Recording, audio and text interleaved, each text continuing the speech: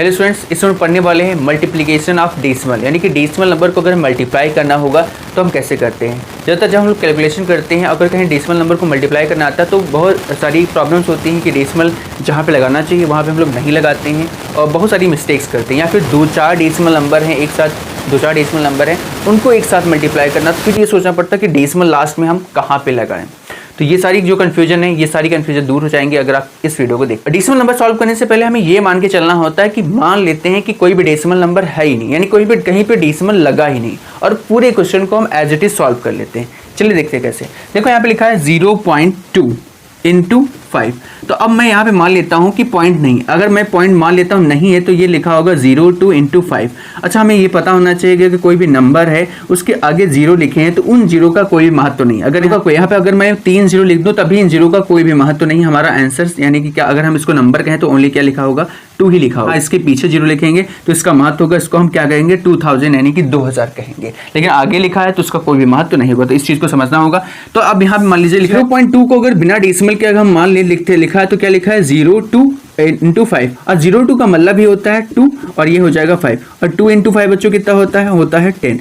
अब बात आती है डेसिमल कहाँ लगाए, क्योंकि हमने बिना डेसिमल के मान के क्वेश्चन तो कर लिया लेकिन डेसिमल तो लगाना पड़ेगा। तो अब उसके लिए क्या करते हैं, डेसिमल जो है वो इस नंबर में है। अब इस नंबर को देखते हैं तो पॉइंट के बाद कितनी डिजिट्स हैं, ओनली 1 डिजिट। 1 डिजिट कौन सी हमारी 2 है। तो जो हमारा जो आंसर है उसमें भी कहाँ पे पॉइंट लगेगा, एक डिजिट पीछे से 1 डिजिट के बाद, तो आ जाएगा आंसर 1.0। अच्छा, 1.0 का मतलब होता है 1। चलिए इस क्वेश्चन ये कहा गया है 0.002 इंटू 13। अब देखो यहाँ पे 0.002 इंटू 13। अब देखो क्या करते हैं, डेसिमल है, डेसिमल के बाद 3 डिजिट्स है। हमने कहा ना कि आप ये मान के चलिए कि डेसिमल कुछ है ही नहीं, तो क्या मान लेंगे, यहाँ पे लिखा है 002, और हमने एक चीज बताई है कि 0 नंबर के आगे जितने भी 0 लिखे होते हैं उनकी कोई भी वैल्यू नहीं होती। तो मान लेते हैं 2 है और 13 है, कितना आ जाएगा आंसर 26। अब बात आती है डेसिमल लगाने की। डेसिमल सिर्फ इस वाले नंबर में है, और इस वाले नंबर में डेसिमल के बाद कितनी डिजिट्स हैं, 1 2 3।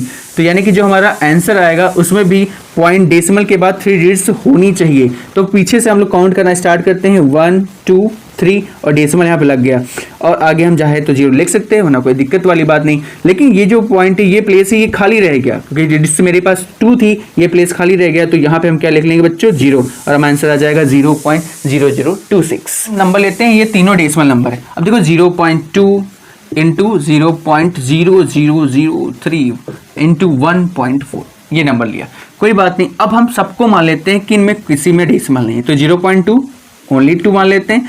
0.003 आगे के 0 हम डेसिमल हटा मान लेते हैं, तो आगे 0 का कोई महत्व नहीं, तो क्या हो जाएगा ओनली 3, और 1.4 को हटा देते हैं, क्या आ गया 14। अब इनको चलो मल्टीप्लाई करते हैं, 2 इंटू 3 के बच्चों आ गया 6 एंड 14, 14 6 14, आगे मेरे पास बच्चों 84। अब मेल के, लेकिन मैंने ये तो मान लिया था कि डेसिमल नहीं है, लेकिन हमें डेसिमल तो लगाना, क्योंकि एक्चुअल में तो क्वेश्चन में डेसिमल है। तो उसके लिए हम लोग क्या करेंगे, उसके लिए हम काउंट करेंगे। देखो यहाँ पे इस वाले नंबर में डेसिमल कहाँ पे है, पॉइंट के बाद कितने डिजिट्स हैं, डेसिमल में 1 डिजिट है।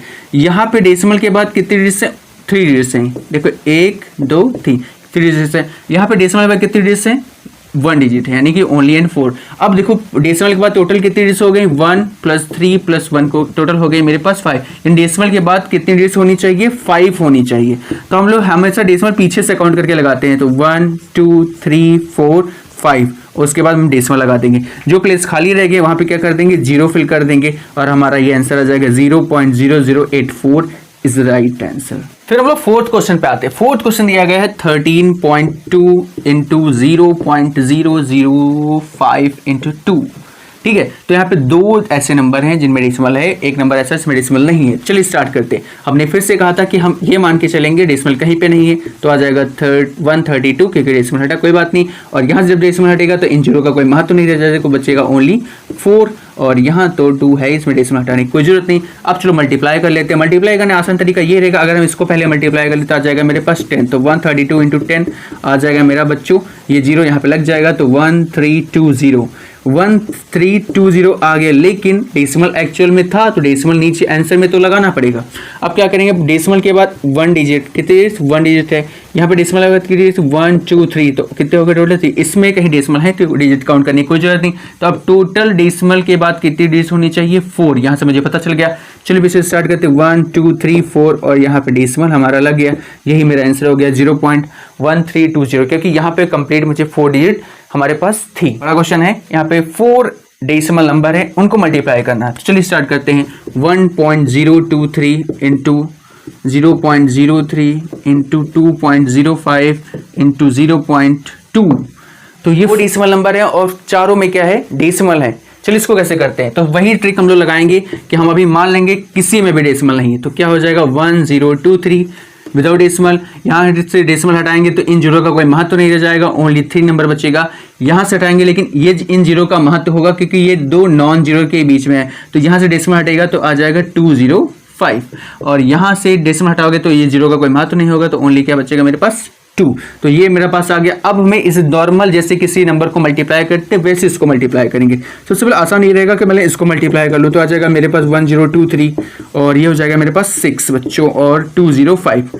अब मैं इसको मल्टीप्लाई करता हूँ तो 1023 इंटू 6 5 30 और 6 2 12, तो 1230। अब इन दोनों को मल्टीप्लाई कर आती है डेसिमल लगाने की। तो डेसिमल कैसे लगाएंगे, इस तरह को यहाँ पे काउंट करते 1 2 3। तो यहाँ पे डेसिमल के बाद पॉइंट कितने आगे बच्चों 3, यहाँ पे डेसिमल के बाद कितने आगे बच्चों 2 और यहाँ पे डेसिमल के आगे पॉइंट्स डिजिट्स वो 2 और यहाँ डेसिमल के बाद डिजिट्स आ गए बच्चों 1।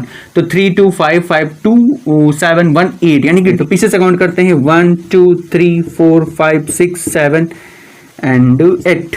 ये प्लेस खाली रह गया क्योंकि हमारे पास 8 डिजिट कंप्लीट नहीं थे। तो यहाँ पे हम लिख लेंगे 0, आंसर आ जाएगा 0 1 2 5 8 2 9 0। I hope multiplication of decimal समझ में आया होगा। आपको वीडियो कैसा लगा या हमें कमेंट सेक्शन में जरूर बताएं।